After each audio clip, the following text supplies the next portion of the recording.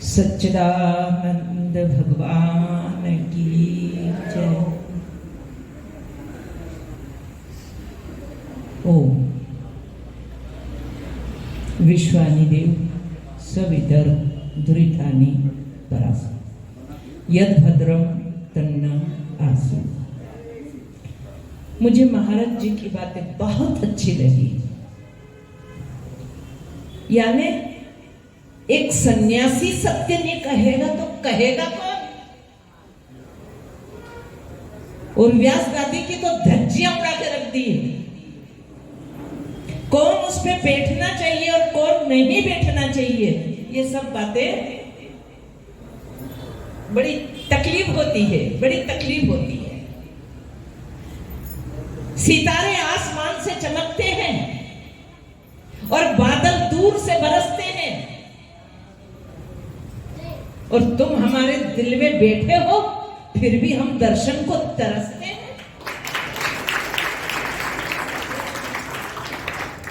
अगर तुम्हारे पास कोई है तो सबसे नजदीक क्या है?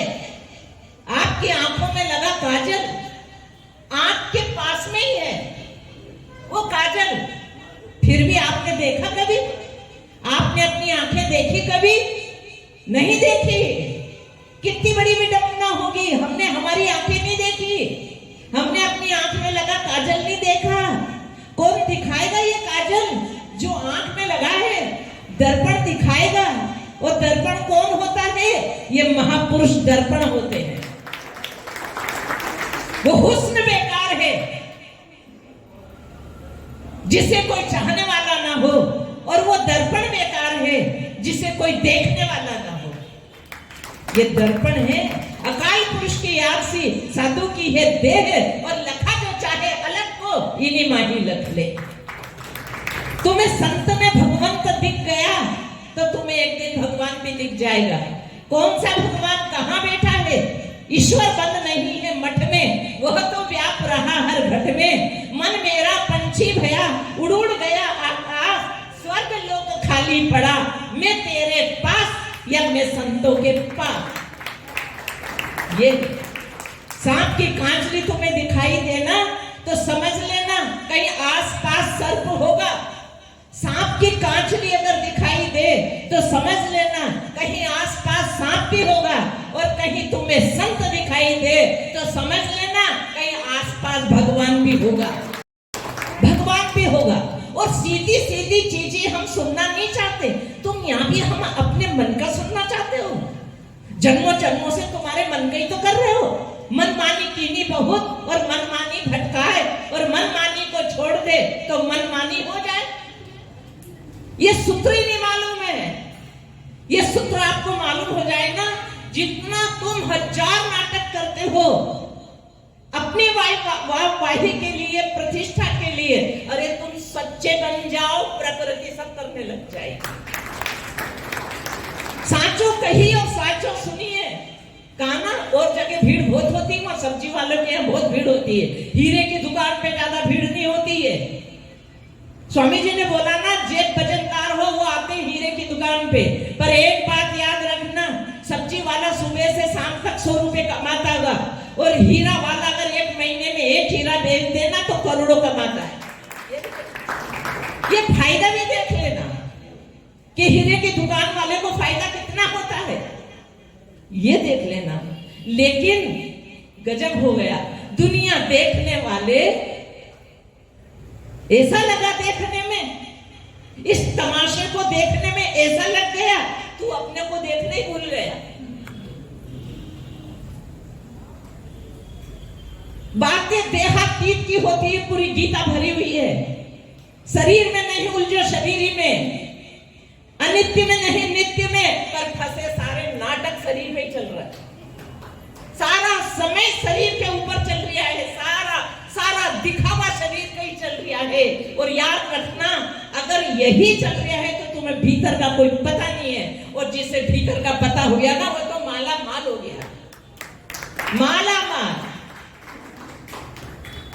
ये मन का जो भिखारीपन है ना, ये खत्म हो जाएगा। कोई भिखारीपन नहीं बचेगा कि ये चाहिए वो चाहिए वो चाहिए वो चाहिए वो चाहिए। अचाह हो गए, उनको मिल गया परमात्मा, अचाह हो गए ना। चीज जब तक नहीं मिली है, सोना है। मुझे आज कहा गया था कि लड़कियां आएगी, आप उस पर बोलना मेरे, लेकिन आज वही विषय मुझे बोलना है जो स्वामी जी ने किया है। अरे जो लाद लिया हटाते जाओ, अंदर से हटाओ, यहां से दिल का हुजरा साफ कर, जानम के आने के लिए, और ख्याल गैरों का उठा उसको बिठाने के लिए। ये गैर जितना भी हटा तो परमात्मा तो पहले से ही प्राप्त है। स्वामी जी ने एक बात कही थी कि जो नित्य प्राप्त है उसे प्राप्त नहीं किया जा सकता। और ध्यान देना, भगवान कहता है मैं कठिन नहीं हूं, बहुत सरल हूं। मैं जो चीज सब जगह है वो सरल है कि नहीं है, कहीं से भी मिल जाएगी। भगवान ने कहा मैं तो सब जगह हूं, मैं कठिन नहीं हूं, सरल हूं, लेकिन मेरी जो पहचान करा दे कि मैं सब जगह हूं, ऐसी जो पहचान करा दे वो महात्मा दुर्लभ है। कहां है, कहां है वो महात्मा जो तुम्हें तुम्हारी झांकी दिखा दे, जो तुम्हें तुम्हारा सत्य स्वरूप से साक्षात्कार करा दे। और ऐसी एक भी झलक जब आपके भीतर उतरती है, मैं क्या बताऊं, एक बिटिया ही है ना, उसको भीतर एक झलक उतरी, उस आत्म स्वरूप की उसकी दुनिया बदल गई। कहां मोबाइल, कहां वो दुनिया भौतिक सब खत्म हो गया। ये भीतर का रूपांतरण एक झलक तुम्हें बदल के रख देगी, और जिसके भीतर बदलाव आता है उसे सारी दुनिया बदली हुई नजर आती है, बदली हुई। भगवान तुम्हें जब भी मिलेगा पहले भीतर मिलेगा। तेरा साईं तुझ में जाग सके तो जाग, और जागने की कब जागोगे। अरे ये पार है जागत की, मनुष्य शरीर मिला और काय में कमा रहे हो। जाग सके तो जाग, अब जागन की बात। फिर क्या जागेगा, जब सोवे पांव पसार हड़ताल हो जाएगी।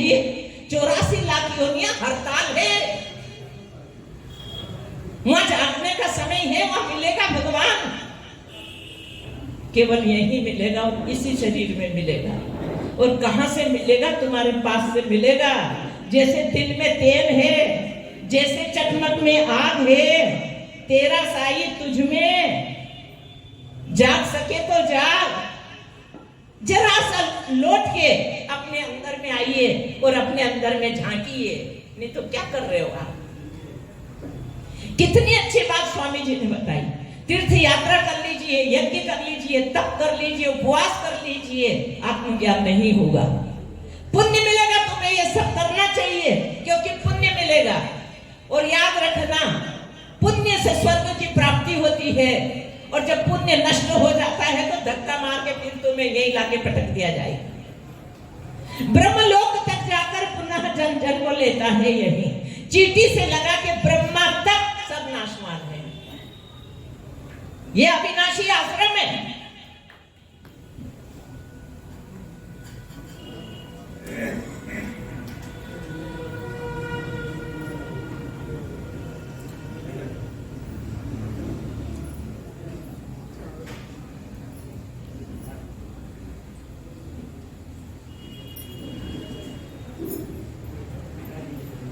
बैठ जाए।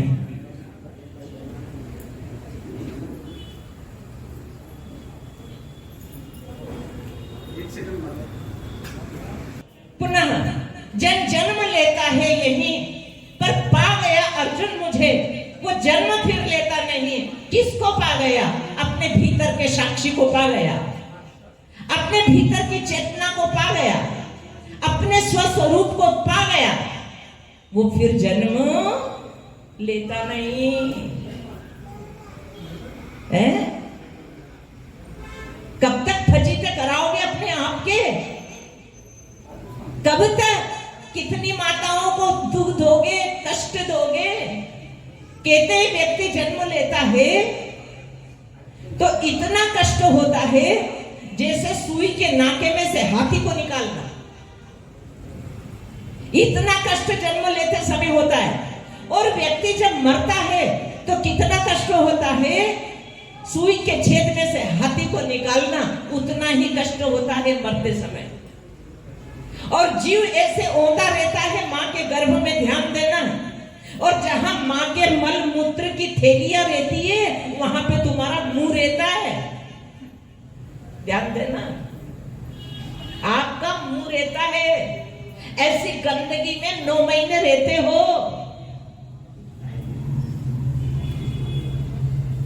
कोई बात नहीं करता कि सुखदेव जी ने परीक्षित को कौन सा ज्ञान दे दिया,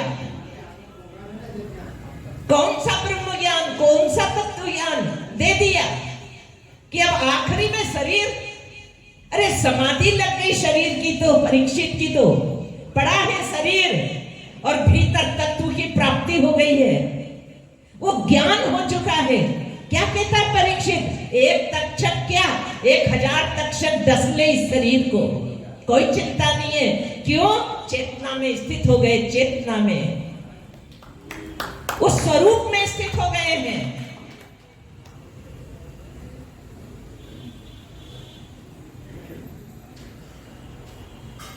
कोई ये कथा कोई नहीं करता है, फिर ना 7 दिन मिले परीक्षित को और 7वें दिन तक्षक डस लेगा।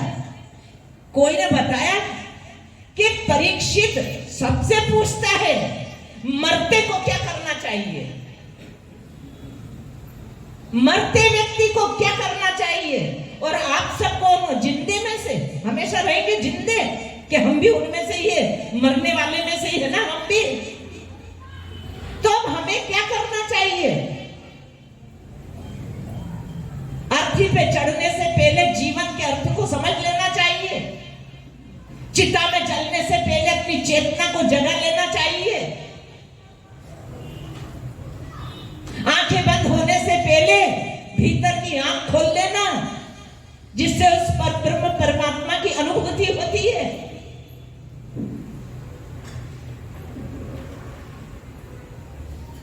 और नहीं तो मौत सिरा में आके रोएगी, तुम्हें मारना भी मौत को अच्छा नहीं लगेगा। इसलिए मरा मरा सबको ही कहे, मरा न जाने कोई, और एक बार ऐसे मरो कि फिर मरना ना हो। जन्मोगे नहीं तो मरोगे कहां से?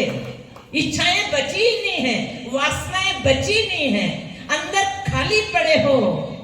ध्यान देना। उस दिन बताया था ना, खाली डिब्बा किराने की दुकान पे, एक ही डिब्बा निकला खाली, इतने में से सब भरे भराए। और यहाँ भरे भराए आओगे तो यहाँ से जो मिलेगा वो कहां ले जाओगे? यहीं फेंक जाओगे।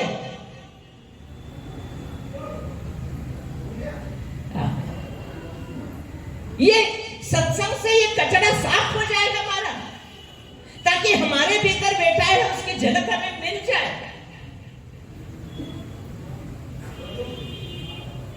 एक बार लोग तीर्थ यात्रा जाने लगे, कथा नहीं मैं सार बात बता रही हूं।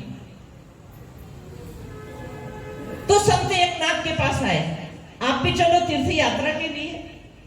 याद है, जिसे आत्मज्ञान हो गया और जिसने वो ध्यान कर लिया, उसने सब तीर्थ कर लिए, उसने सब यज्ञ कर लिए, उसने सारी तपस्या कर ली, उसने सारी पूजाएं कर ली।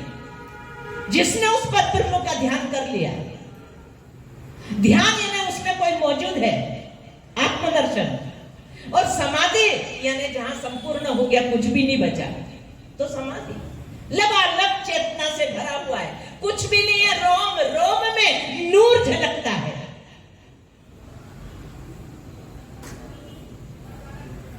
कुछ नहीं चाहिए जिसे संसार का। ऐसा तुम्हें लगने लग जाए जब, समझ लेना भीतर का कोई सामान तुम्हें मिल चुका है, भीतर का। अभी एक बेटी को झलक उतरी में बता रही थी, अब सुनना। एक सम्राट पूरी रात अपने नगर में घोड़े पे बैठ के भ्रमण करता है, निरीक्षण करता है अपने नगर का। सारा नगर उसे सोया हुआ मिलता है, मात्र एक साधु जागा हुआ मिलता है, उसे एक साधु। आखिरी में सम्राट को जिज्ञासा हो गई, क्षमा करना महाराज, मैं आपको हस्तक्षेप नहीं करना चाहता, पर मेरी जिज्ञासा को मैं कैसे शांत करूं, इसलिए मैं आपसे पूछता हूं। मैं रोज फेरी लगाता हूं पूरे नगर में, सारा नगर सोया पड़ा रहता है, मात्र साधु आप आप जागते हुए मुझे मिलते हो, क्या बात है, रात रात भर क्यों जागते हो? साधु ने कहा मुझे भीतर का कुछ मिल गया है, इसलिए कहीं गहरी नींद में छूट ना जाए उसे संभाल रहा हूँ। जो झलक मेरे अंदर आई है मैं उसको संभाल रहा हूँ, कहीं चली ना जाए।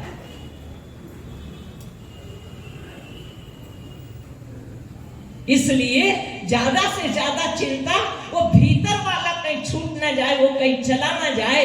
थोड़ा बहुत कहीं तुम्हारे अंदर झलक आई हो तो इन बड़े बड़े महापुरुषों के सानिध्य में क्या करना चाहिए? भीतर का दिया जला लेना चाहिए।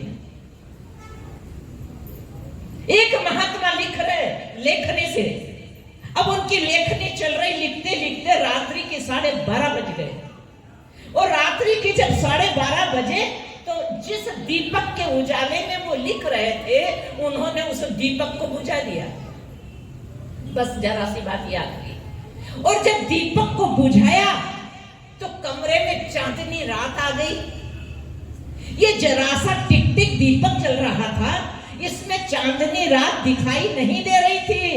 इसी तरह से तुम्हारे अंदर ये वासना का दीपक जब तक जल रहा है, इच्छा का दीपक जब तक जल रहा है, काम का दीपक जब तक जल रहा है, वो स्वरूप की चांदनी, वो ब्रह्म की चांदनी, वो आपको अनुभव नहीं होगी। इन दीपक को बुझाओ। अरे तुम्हारे प्रारब्ध में लिखा है ना, वो तो चक्कर खा के घूम फिर के ऐसे ही जाएगा। संसार की चीजें तो प्रारब्ध से मिल जाएगी, मत समय बर्बाद करो। और ये प्रारब्ध से नहीं मिलता है, ये तुम्हारी साधना से मिलता है। झाको खड़े से। तो जल्दी जल्दी मैं बात पूरी करूं। एक नाथ ने कहा मेरे पास तो समय नहीं है भाई, आप जाओ तीर्थ यात्रा। एक नाथ अपने बगीचे में गए और एक तुम्बी तोड़ करके लेके आए और उनको सुप्रत कर दी। आप जिस तीर्थ में डुबकी लगाएं, इस तुम्बी को भी डुबकी लगवा लाना। वो लोग गए, तीर्थ यात्रा करके लौट के आए, सब जगह तुम्बी को डुबकी लगाई। आकर के जब एक नाथ को लौटाने लगेगी ये आपकी तुम्बी, एक नाथ ने कहा इसे फोड़ो, फोड़ के प्रसाद बांटो। फोड़ के जब प्रसाद बांटा, अब आखिरी सार सुन लेना, जब प्रसाद बांटा और सबको दिया गया, सबने थूक दिया। क्यों? अरे कड़ा जेर है इसलिए थूक दिया। संत एकनाथ क्या कहते हैं? मैंने अपने बगीचे में शायद भूल से कड़वा बीज बो दिया है, भूल से कड़वा बीज बो दिया है।